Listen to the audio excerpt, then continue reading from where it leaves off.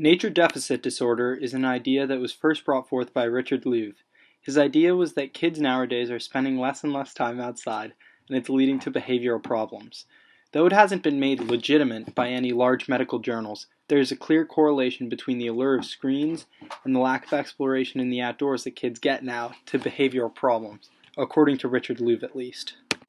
This is an important problem that will hold a large part in our future. Thank you.